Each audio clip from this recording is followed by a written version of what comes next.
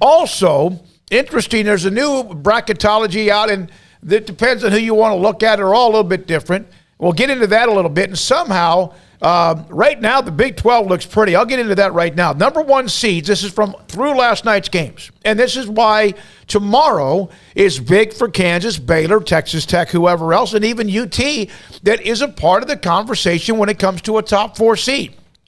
Number one seeds, Gonzaga, Arizona, Kansas, and Auburn. Number two seeds, Duke, Baylor, Kentucky, and Purdue. Three seeds, Texas Tech, Tennessee, Wisconsin, and Villanova. And the four seeds are Ohio State, Illinois. Ohio State's kind of new to this conversation. Illinois, Providence, and UCLA. Texas Tech is a three seed, and then Joe Lunardi, and again, that doesn't mean he's like the God-given guy, but they're usually pretty close, although we've seen things change a little bit.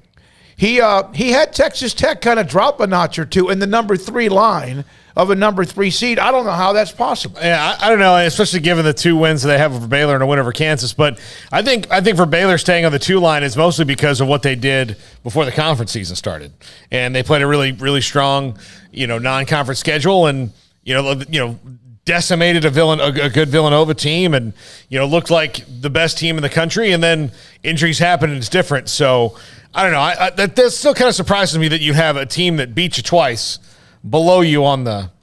It doesn't make any sense to me. And I'm sure you can point to the non-conference schedule or whatever, but I don't care. I don't see why Texas Tech should be behind Baylor. You can tell me, well, Baylor had more quadrant one blah, blah, blahs over the last 5 months. Okay, fine. Texas Tech played them twice and beat them twice. So, I mean, and I understand, okay, Baylor's got these wins or whatever. I've seen them play now twice.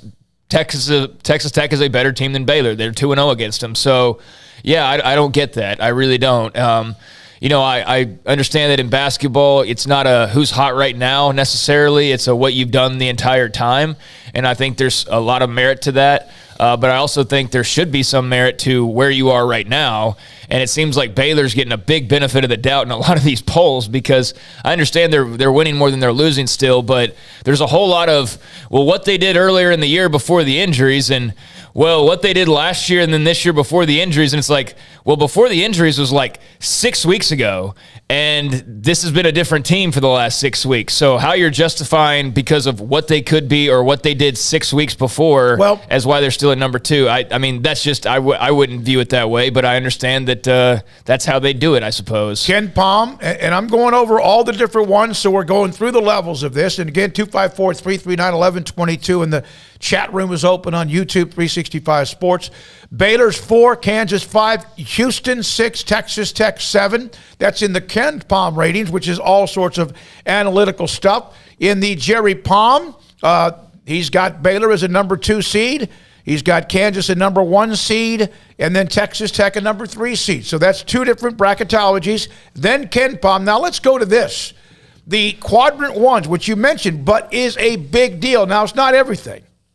Kansas is 10-3 against quadrant 1 teams. And again, that's changed because teams move up or you eventually play them. Baylor's 10-4.